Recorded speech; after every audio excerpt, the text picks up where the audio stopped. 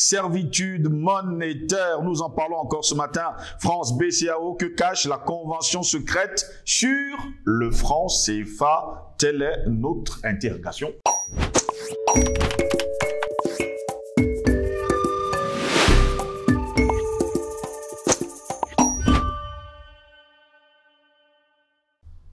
Mesdames, Messieurs, bonjour, très heureux de vous retrouver sur Panafricaniste TV, la chaîne de télévision des panafricanistes qui vous apporte le meilleur de l'information sur un plateau d'or. Bienvenue à toutes et à tous à cette autre édition de Parole panafricaniste. Eh bien, mesdames, messieurs, c'est l'économiste sénégalais Ndongo Samba Sylla qui a vendu la mèche sur son compte Twitter ces derniers jours. La convention de garantie entre la Banque centrale des États de l'Afrique de l'Ouest, la BCEAO, et la République française, signée le 10 décembre 2020, soit un an après la fameuse annonce de la disparition du franc CFA par Alassane Dramane Ouattara et Emmanuel Macron à Abidjan, contient des dispositions non rendues publiques jusqu'à nos jours. À travers une question écrite, le sénateur français Pierre Laurent a interpellé le ministre de l'économie, des finances et de la souveraineté industrielle et numérique. À l'article 2 de la dite convention, dit-il, il est écrit ceci, tenez-vous bien, je cite. Il est ouvert dans les écritures du Trésor français une ligne de trésorerie dénommée dépôt de fonds au Trésor, en abrégé DFT en euros non plafonnés, utilisable par tirage par la BCEAO, dont les modalités de fonctionnement sont écrites en annexe. Fin de citation. Il reprend, or, constate le sénateur communiste, l'annexe en question reste inaccessible au public, en particulier aux économistes spécialistes des relations monétaires entre Paris et ses anciennes colonies francophones. Est-ce que Alassane Dramane Ouattara et Emmanuel Macron jouaient double jeu dans l'annonce de la création de l'ECO? Nous nous interrogeons. Dans sa réponse en date du 20 avril 2023, Bruno Le Maire souligne que, je cite, l'annexe de la convention de garantie comprend des informations relevant du secret bancaire qui ne peuvent juridiquement être rendues publiques. Pour Le Maire, eh bien, il a rappelé que la convention de garantie entre la Banque centrale des États de l'Afrique de l'Ouest, BCEAO, et la France existe en application du nouvel accord de coopération monétaire avec l'Union économique et monétaire ouest-africaine, l'UEMOA. Elle établit les conditions du maintien de la garantie de change assurée par la France pour la BCEAO. Donc, comme le disait souvent Patient Parfum d'Homme, rien n'a changé. En fait, c'est comme une bouteille, le contenu reste le même, seule la bouteille peut changer. Appréciant ce voile opaque dressé par la France et les chefs d'État ouest-africains sur le franc CFA, Ndongo Samba Sylla, le Sénégalais, relève, on va le dire ainsi, la prédominance de droit et de fait du secret bancaire sur la démocratie. Il continue, et je vais d'ailleurs continuer à citer, appréciant ce voile opaque dressé par la France et les chefs d'État ouest-africains sur le franc CFA, Ndongo Samba Sylla relève la prédominance de droit et du fait du secret bancaire sur la démocratie. Il ressort des propos du ministre français de l'économie que Paris et ses alliés francophones d'Afrique de l'Ouest ont renégocié et conclu depuis décembre 2020 de nouvelles conditionnalités pour perpétuer la garantie de change que le Trésor français assure au franc CFA sur les marchés monétaires depuis plusieurs dizaines d'années. À quel prix? Nous nous posons la question. En tout cas, le mystère reste entier. En visite à Abidjan en décembre 2021, le président français Emmanuel Macron avait annoncé à la surprise générale la fin du franc CFA. De qui se moque-t-on? Pour répondre à une des exigences des jeunesses africaines dans le but de moderniser les relations franco-africaines, à son tour, le président Alassane Dramane Ouattara, un brin gêné, avait précisé que cette décision avait été prise en toute souveraineté par les États membres de l'UEMOA. Avait-il pris l'assentiment des autres États, lui qui est chef de l'État de la Côte d'Ivoire? Nous nous interrogeons encore. Presque 2 ans et demi plus tard, mesdames, messieurs, l'ECO annoncé comme le successeur du franc CFA reste une arlésienne de taille. Le franc CFA est toujours garanti par la France, même si les deux parties se satisfont que le lien ombilical ait été coupé entre la monnaie ouest-africaine et le trésor français, avec la suppression du compte d'opération logé à la Banque de France et le retrait prévu des Français qui siégeaient dans les instances de décision de la BCEAO. D'ailleurs, qui ne se rappelle pas de la déclaration d'Alassane Dramane Ouattara, déclarant que toute sa vie de banquier, toute sa vie d'économiste, il n'avait jamais vu un blanc siéger à un conseil d'administration parlant du franc CFA. Allez donc savoir. Voilà pourquoi nous nous interrogeons, servitude monétaire, France, BCAO, que cache la convention secrète sur le franc CFA. Et pour répondre à nos questions, nous sommes avec Patient Parfendum, homme politique, qui nous parle du franc CFA depuis de longues années. Et non, on va le dire comme ça, le couperet vient de tomber encore une nouvelle fois sur ce sujet qui n'en finit pas justement d'en faire couler beaucoup de salive. Patient Parfendum, bonjour, bienvenue à vous. Bonjour Silvio Selengos, merci une fois de plus de m'avoir invité sur ce sublime plateau. Bonjour à nos techniciens, bonjour à nos millions d'internautes. Un bonjour particulier, n'est-ce pas, à ce menteur invétéré. C'est un véritable, comment on appelle ça encore en français, c'est un mythomane. Il manque comme il respire, M. Alassane Dramane Ouattara. Je crois que votre thématique avait la découverte de cet avenant à cet accord rendu public, mais pas l'avenant, c'est-à-dire que ne fait que mettre encore en avant le type de relation que les pays africains entretiennent, surtout ceux dans la dénomination francophone, avec ce pays maudit qu'on appelle la France et son élite. C'est ça la France-Afrique. La France-Afrique, ce sont des accords d'assujettissement, mais ce sont aussi des sous-accords dont vous et moi, et même ceux qui sont censés, même dans le cadre de leurs recherches, nous ne pourrons jamais avoir accès. Et c'est le cas avec cette affaire. C'est ça la France-Afrique, c'est-à-dire c'est une relation opaque, une relation glauque. Vous plongez là dans une gadoue qui ne dit pas son nom et vous ne pouvez pas vous en sortir. L'Afrique, aujourd'hui, n'a pas beaucoup de choix. On a fait une seule chose, c'est de liquider complètement la question du franc CFA et de nous doter des monnaies authentiquement africaines.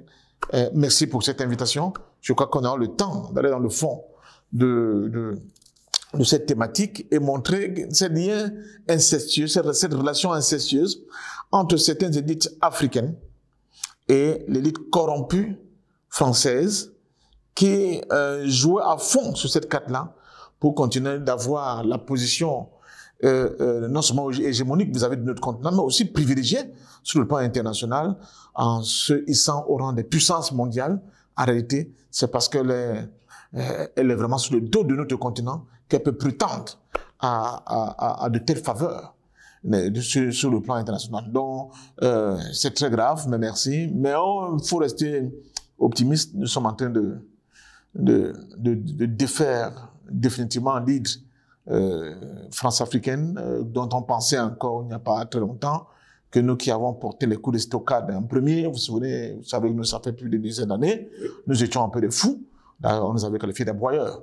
Mais aujourd'hui, la réalité économique mondiale, le processus de dédollarisation, les contraintes économiques dont font face les peuples africains et surtout le fait qu'un nouveau cap a été franchi dans la réappropriation de leur propre souveraineté, ont presque acté la mort du franc CFA.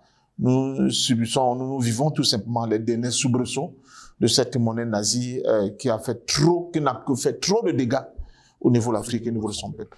Merci à vous, Patient Parfendum, d'être avec nous encore cet après-midi. Eh bien, on le sait, c'est l'économiste sénégalais Ndongo Sabasila qui a vendu la main sur son compte Twitter, nous faisant savoir que la convention de garantie entre la Banque des États de l'Afrique de l'Ouest et la République française, signée le 10 décembre 2020, soit un an après la fameuse annonce de la disparition du franc CFA par Alassane Dramane Ouattara et Emmanuel Macron, contient des dispositions non rendues publiques, en fait plus caduques que la première fois. C'est ça la France-Afrique. Les accords de coopération, même quand on les égrène, on dit voici les différents pour les accords de coopération. Si vous creusez très bien, vous allez vous rendre compte qu'il y a des sous-accords qui ne sont pas rendus publics. Qui avait pensé que un pays comme le Mali, n'est-ce pas, avait concédé à la France des passe-droits au point chaque fois, et bien la République centrafricaine, vous l'avez suivi, avec cette affaire-là, chaque fois que la République centrafricaine doit s'exprimer sur le plan international, il faut que c'est la France qui le fasse à son nom. Chaque fois que des ambassadeurs. Oui. Par exemple, en République centrafricaine, sont présents et que, comme le veut la tradition, que ce soit le plus ancien au poste qui soit celui qui représente les ambassadeurs accrédités dans ce pays. Mais la loi, une sous-loi inconnue du grand public, exigeait que ce soit les Français qui soient à la tête, n'est-ce pas, de ce collège d'ambassadeurs. Dans le cas du franc CFA, n'oubliez pas, il faut peut-être rafraîchir la mémoire de nos téléspectateurs, qu'une réflexion africaine sur la question d'une monnaie unique pour la CEDEAO avait été menée. Cette monnaie unique ne regroupait pas que les pays de la zone UMOA, c'est-à-dire la zone qui est sur la domination des francs CFA, mais tous les pays de la CEDEAO, dont les anglophones compris, et dont les deux majors qui sont le Nigeria et le Ghana. Ils ont pratiquement arrivé à l'aboutissement de la création de leur monnaie. C'est dans cette dynamique-là que la France prend conscience du danger que représentait le fait que les pays qu'il domestique, qu'il a mis en cage au niveau de l'Afrique de l'Ouest, comme c'est le cas en Afrique centrale, mais non pas de l'Afrique de l'Ouest, pouvaient se sortir par les interstices de cette cage-là et se retrouver dans une dynamique monétaire qui était purement endogène, qui était purement souveraine et qui était l'aboutissement de la volonté de ces pays, de cet espace-là, de se doter d'une monnaie véritablement qui était la leur, qu'ils battraient eux-mêmes.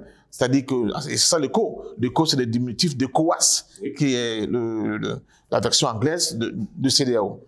Alors, M. Macron, fourbe, hypocrite et filou, tel qu'il sait l'être, s'est précipité avec son ami Alassane Dramane Ouattara.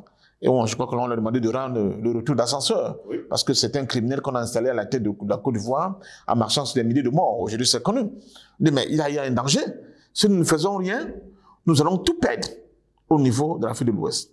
Il crée donc cet éco-Macron, comme j'aime bien l'appeler, mais qui en réalité donne l'impression d'un quelconque changement en termes de donner le pouvoir enfin aux pays africains de créer et de gérer leurs propres monnaies.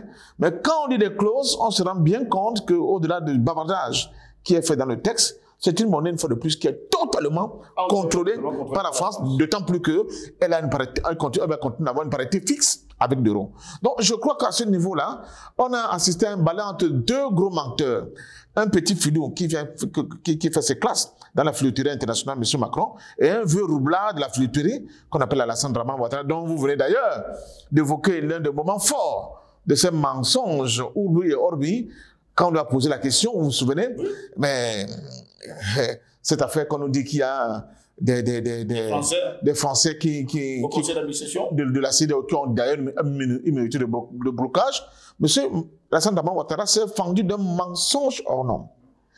Et je continue de me poser la question, comment on peut continuer à croire un individu qui a eu le culot de mentir comme ça à mon division? Il n'a jamais eu de blanc. Il a été directeur de l'institution bancaire de l'UMOA, il n'a jamais vu de Français dans des réunions de conseil d'administration, dont c'est des fadaises que les gens racontent quand ils disent qu'il y a des Français qui siègent au niveau du conseil d'administration de l'institution financière qui organise la question monétaire au niveau de l'UMOA. Et patatras, le même qui vient donc vanter les mérites et les charmes de l'ECO, va nous expliquer après coup que bon, vous voyez, bon, cette fois-ci, il n'y aura plus de Français au niveau du conseil d'administration. Mais comment on peut être un mythomane? Il manque comme un arracheur dedans ce type. Et je vois les gens qui continuent de croire à Ouattara. Quand Laurent Gbagbo nous avait dit Alassane Dramane Ouattara, c'est un menteur. Les gens ont cru que parce qu'ils étaient dans la lutte électoraliste et politique, mais là, lui-même, il a pris la main dans le sac. Et c'est pas un petit mensonge, Quand vous avez une personnalité, mettons de côté le fait qu'il soit sur l'État, mais un intellectuel, économiste, dit-on, de ce niveau, qui peut avoir le courage d'asséner à la conscience de ses concitoyens et des Africains un mensonge et honté, où est la crédibilité qu'on peut encore accorder à un personnage comme celui-là? Donc, en réalité, nous sommes là face à une opération, et c'était ça le but de l'ECO Macron. En fait, c'est une opération pour essayer d'éventrer la tentative pour les pays de l'Afrique de l'Ouest de se doter d'une monnaie souveraine. Oui. C'est ça. Donc Ouattara s'est servi, comment dire ça, Macron s'est servi de Ouattara comme bras armé, comme le sabre qui a complètement éventré le projet pour les pays d'Afrique de l'Ouest de se doter d'une véritable monnaie qui contrôle eux-mêmes. Et cette situation est très grave. Parce qu'elle ne concerne pas que la Côte d'Ivoire, elle ne concerne pas que les pays francophones, elle concerne l'ensemble des pays d'Afrique de l'Ouest. On a remis à plus tard au canal de Grec leur ambition souveraine et libre et indépendante de se doter, n'est-ce pas, d'une monnaie qui devait être la leur, dont ils devaient contrôler, dont les politiques devaient être définies par eux-mêmes, dont la capacité de la battre devait se faire localement au niveau d'Afrique de l'Ouest. Ça devait être une véritable révolution dans la rupture systémique que nous appelons, du point de vue des finances, de la finance internationale, dans le cadre de nous sortir, n'est-ce pas, de ce piège, de cette monnaie nazie qu'on nous a imposée. D'ailleurs, aucun pays africain n'avait fait le choix, n'est-ce pas, d'embrasser le franc CFA. Ces 3 brigands, je cite encore, pour vous rappeler, 3 brigands internationaux, qui un jour se sont retrouvés dans une chambre et ont créé le franc CFA en 1945. Ces 3 brigands sont le général de Gaulle, brigand devant l'Éternel. Brigand devant l'Éternel. Un véritable filou de la politique. Et 2 de ses compères que sont René Pleven et Jacques Soustine. Voilà les 3 mousquetaires qui sont à l'origine de la création de ce franc CFA parce qu'ils étaient déjà en difficulté après la guerre et parce que justement les Américains leur forçant en disant qu'il faut dévaluer le franc qui n'a plus sa valeur dans le temps, d'autant plus que vous avez été défait pendant la guerre et que votre économie est sous perfusion du plan Marshall que nous allons imposer. Ils se sont rebattus sur le continent africain en essayant de donner du change aux Américains en disant, mais nous avons nos tarifs courts et nous serons capables de pensionner sérieusement là-bas dans leur économie pour essayer de combler les déficits financiers et monétaires que nous avons. C'est ça l'esprit de l'origine du franc CFA. Donc, et quand nous voyons donc des gens contre nous vendre, on dit qu'il était à Harvard. C'est un grand intellectuel qui a relevé l'économie du Japon, du Nord Kalimantan, de la Papouasie-Nouvelle-Guinée, du Brésil, de l'Argentine, et qui est incapable, qui ment, comme M. Alassane Ouattara ment. On ne peut qu'être vraiment assez outré, je ne sais pas quoi dire, par rapport à cette situation. Je dis, faites attention avec les accords que la France signe avec les pays africains. Il y a une partie qui est connue, c'est la partie visible de l'iceberg. C'est-à-dire que comme le darknet est une partie importante qui n'est pas connue, souvent des grands publics, même pas des gens qui sont dans l'entourage du chef de l'État. La question de porte-plume, dont j'ai évoqué à l'entame mais moi, je savais qu'il y avait des accords, je n'avais jamais su que la France avait le rôle de porte-plume au niveau de la République centrafricaine. Et si la Centrafrique l'a dénoncé, allez donc voir d'autres pays africains qui sont dans la même situation, mais qui ont peur de dénoncer la question. Donc, je crois sincèrement que les relations, comme disait Aimé Césaire, le malheur de l'Afrique, c'est d'avoir rencontré un jour la France sur son chemin. Il faut que cette élite française le comprenne. Il faut que nos décideurs de moment, nos chefs d'État, mettent fin vraiment à cette... Christian Pafendom, il nous a été dit, lors de la déclaration d'Emmanuel Macron d'Alassane Dramane Ouattara, que cet écho sera battu sur le sol sur le sol africain. Et sûrement peut-être en Côte d'Ivoire ou dans un pays tout autre. Pourtant, à travers une question écrite, le sénateur français Pierre Laurent a interpellé le ministre de l'économie, des finances et de la souveraineté industrielle et numérique du côté français. À l'article 2 de la dite convention, dit-il, est écrit ceci. Il est ouvert dans l'écriture du Trésor français une ligne de trésorerie dénommée dépôt de fonds au Trésor, en abrégé DFT. On a l'impression que c'est un nouveau... Mais on déshabille Saint-Paul puis habiller Saint-Pierre.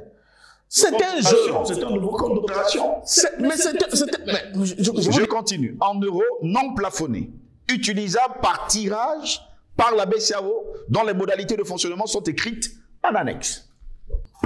Si je suis un gosse, la question de France CFA est tellement douloureuse pour nous que finalement, elle a donné l'impression d'une validation de son fonctionnement par les Africains que nous sommes. Mais ce qu'on ne dit pas aux Africains, c'est que nous n'avons jamais participé ni à sa création, ni à sa gestion. Est-ce que vous savez, c'est des milliers de gens qui travaillent à Chamalières.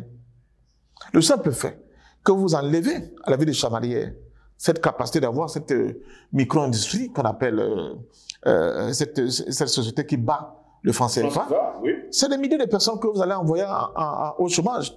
non seulement les travailleurs qui travaillent au quotidien pour produire cette monnaie nazie, mais il y a tout cet assemblage, n'est-ce pas, de sous-traitants qui constituent ces PME et PME, où vous avez des gens qui vivent de cette activité, n'est-ce pas, pour soi-disant battre une monnaie pour l'Afrique. Mais au-delà de tout cela, vous allez enlever la France la capacité par un jeu d'écriture de piller le continent africain. C'est ça le franc CFA. C'est exactement comme le pétrodollar. Les Américains vous disent on achète votre pétrole, mais comme la convention depuis 1973, c'est que toute transaction en pétrole dans le monde doit se faire en dollars, vous serez payé en dollars, d'autant plus qu'ils ont par un mécanisme de flotterie éliminé les talons or. Conséquence, les Américains peuvent croiser les pieds chez eux. Ils n'ont pas de pétrole, ils demandent à leurs planches à billets de tourner. Ils font tourner les planches à billets, ils viennent voir le Cameroun, ils disent bon, on va vous acheter telle quantité de pétrole, mais comme vous avez un compte en devise ouvert auprès de nos banques, nous allons mettre l'argent là-bas, c'est tout. C'est tout. C'est-à-dire que sans débourser un rond, les gars vous prennent votre pétrole et vous disent que parce que, bon, pas les scènes de compensation et que votre banque, n'est-ce pas, en dollars, en devise dollars est chez eux, vous allez trouver votre argent frais. Ils tournent le faux papier et ils vous donnent. Mais vous, et c'est là où le processus aujourd'hui, c'est ça qui explique la pété, la violence de la guerre en Ukraine, bien que l'armée ukrainienne ait été défaite. Vous voyez comment l'Occident freine des quatre fers, ils ne veulent pas du tout lâcher, oui. Parce qu'ils savent ce qui va arriver. Quand ça arrive, quand ils ont à poser ou bien des sanctions à la Russie dit bon, ok, vous me sortez le système SWIFT, bravo. Embargo sur ceci, sur cela, bravo. Bon, maintenant, à partir d'aujourd'hui, mon pétrole et mon gaz, mon blé, vous l'achetez en rouble ou bien en or. C'était fini. C'était fini. Je rappelle à ceux qui nous écoutent que la mort de Saddam Hussein, c'est parce qu'un jour, il s'est levé, s'est amusé à dire que son pétrole, il va le vendre en euros. On venait de créer l'euro. Pour les Américains, c'est un casus belli. Il fallait l'éliminer. Le fond du problème, c'est que la Russie et d'autres pays émergents commencent à commercer dans leur devise nationale, sans passer par le dollar. Conséquence, le dollar devient un chiffon. Il devient un chiffon. Le nombre de pays, en termes de réserve, de pourcentage, dit-on, je n'aime pas beaucoup les chiffres, surtout les chiffres de vos institutions financières occidentales, parce que je sais que tout est faux. On nous dit qu'on est passé de 80% en termes de réserve de devises en dollars de tous les pays du monde, au niveau des banques américaines, à aujourd'hui 56%. Nous dit-on.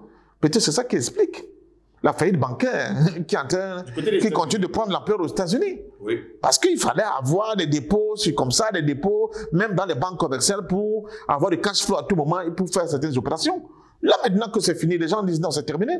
Nous allons commencer à commercer dans nos propres devises, dans nos propres monnaies. Vous voyez la Chine et la Russie qui font des échanges soit en yuan, soit en rouble.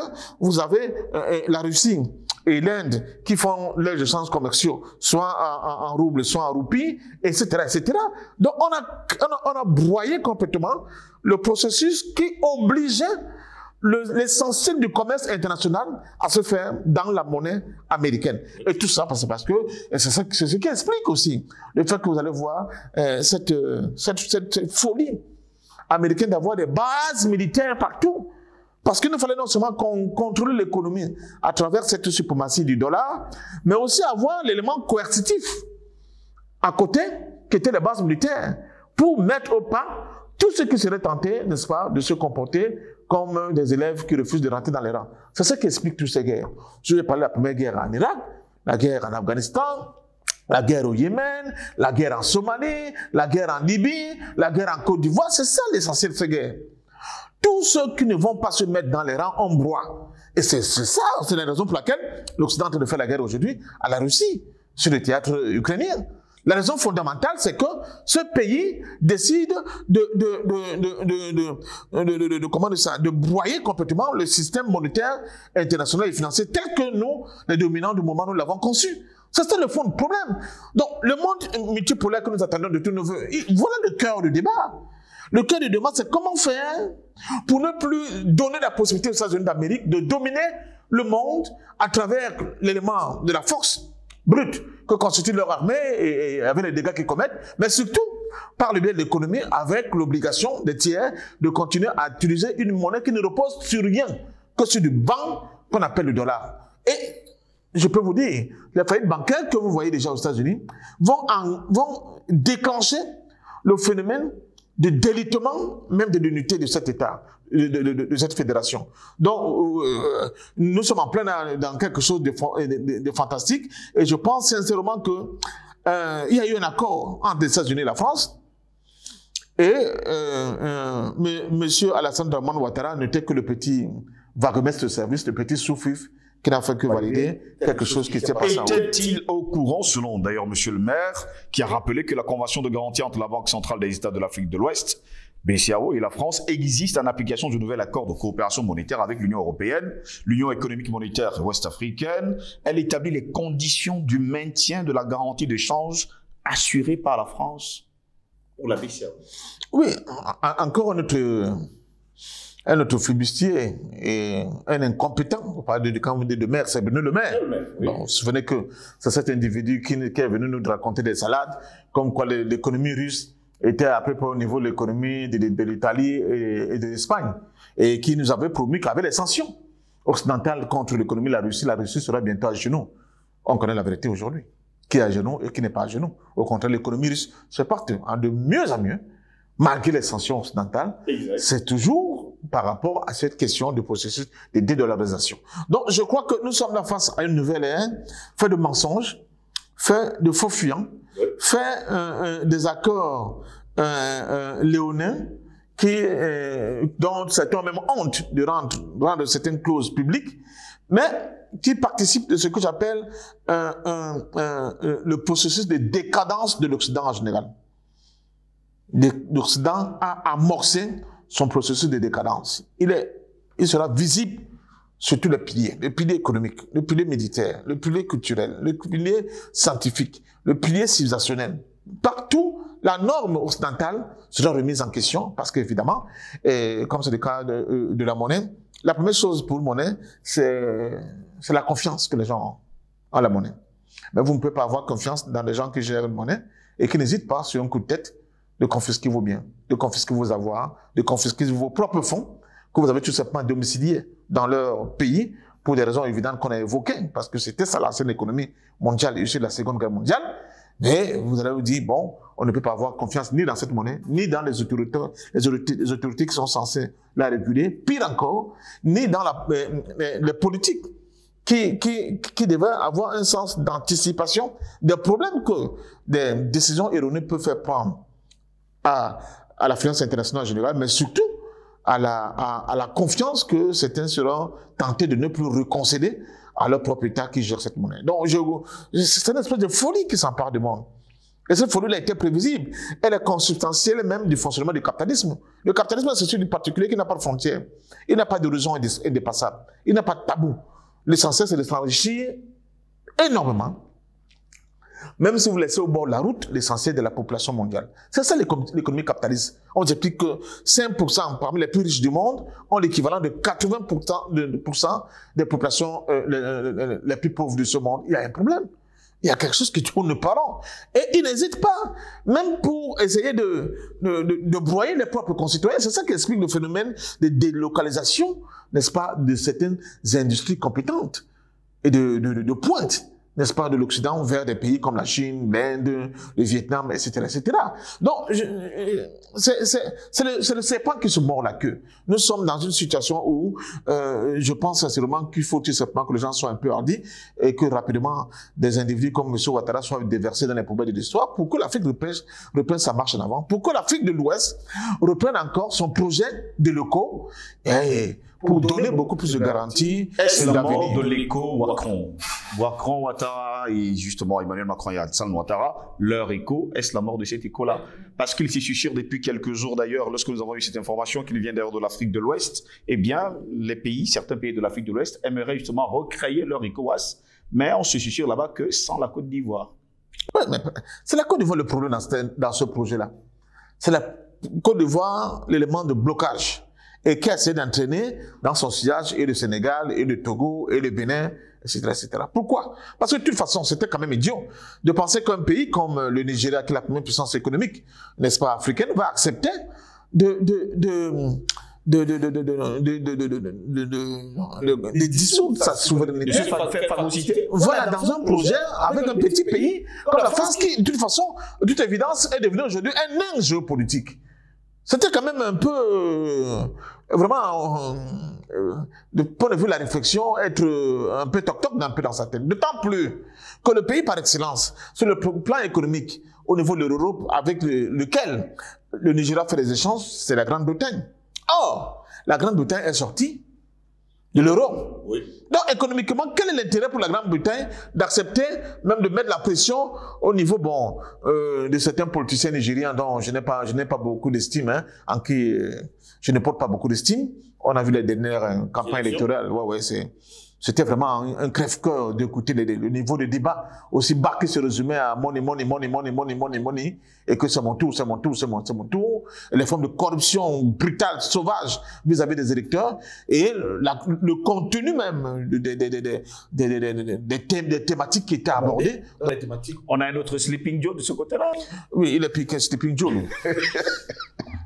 Merci à vous, patient parfait, de nous avoir été de notre encore cet après-midi. Merci. Et je dis aux Africains, on se calme. Oui. Le monde nouveau est en train de naître.